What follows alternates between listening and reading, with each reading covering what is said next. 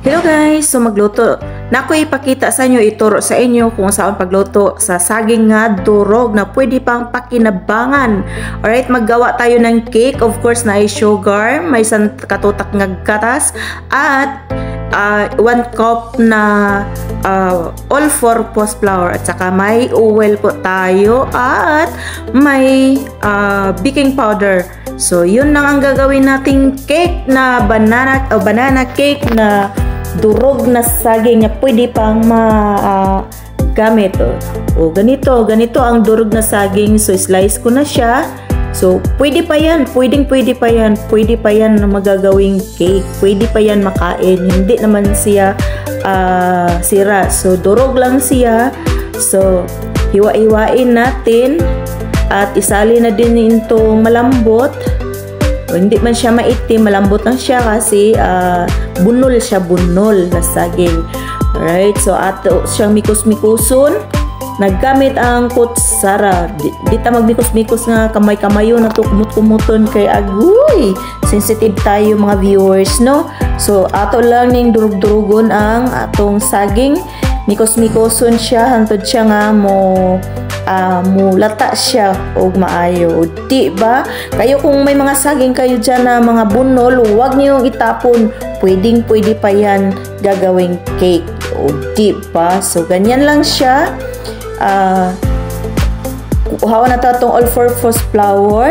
Okay, butangan na ito sandak katutak na sugar at saka sandak katutak na gatas. Of course, di na ito kalimutan ng pagbutang sa baking powder. O di ba? Estimated lang yan. Homemade lang to, pang bahay lang nga cake to, pang kape lang to mga kapusong. Right? So mikos-mikos na to para mag-mix together sila. Yung sugar, gatas, at saka baking powder. Alright. So, ilagay natin ang ating saging na gimikos-mikos na to. So, huwag kayong mag-alala. Baka nagtaka kayo bakit hindi ko siya minakin na ni manik ko. So, lagyan natin ng oil kasi of course, gusto natin warm water din ang atong additional, no? Warm water yan. So, mikos-mikoson. So, ganito lang ang pakasimple pagluto sa banana cake natin, no? Yung mga may saging diyan na po hindi pa masyadong sira or bunol lang siya, o pwede natin gagawin ganitong cake. Pang snacks ba? Pang snacks, pang meriendahan. O di pa, mikos-mikos lang dayon, no? Konting mikos-mikos lang, dalang duot-duot, diin-diin para yung saging na i-crush na to is madurog siya, no? Kung may mga lingin-lingin man sa, at least ginagmay lang. O di ba? So hindi na ko siya ginamitan ng ng cake kasi kailangan kutsara lang kasi dala dindiin o duot-duot na pud sa saging. O di ba? So konting mikos-mikos lang. So okay na to. So sunod tong buhaton is mag-prepare tayo sa ating butangan sa cake. So may taypan po ako. So ang pan natin, butangan lang daw mantika or oil para natin siya, para di siya mudikit. So mikos-mikos lang din yan siya. Alright, so hintayin natin mapuli covered ang mantika sa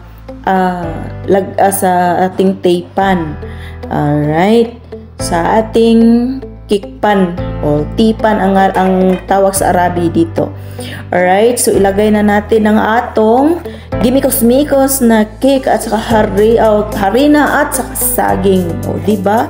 O legit na kayo nga banana cake yan. Banana cake pang meriendahan. O kung mabusog kag kinaon ani, pwede ra pod hapunan. O di ba? O siya. So, ganito lang kabilis at kadali ang paggawa ng banana cake, no? Sa mga homemade lang, kung ano lang mayroon dyan sa bahay ninyo. May gatas lang, may sugar, butangan na ginitubig dayon, pwede na. So, ato na ning idangdang sa tong kalayo para maluto siya. So, ato ni siyang ipamikos-mikos sa loob ng oven ng 30 minutes. So, required yun ang 30 minutes, ani. O di ba init na kayo sa ilawom, aray ko, aray da.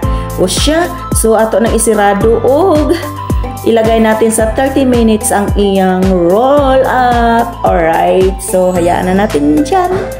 Okay. Alright guys, ito na po ang aking cake results at kung banana cake. O diba?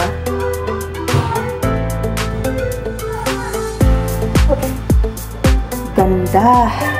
O diba? Level lang, level up, level lang. Cook for 30 minutes lang po. Alright, 30 minutes lang po ito. Sagad sa heat, sagad sa init. Alright.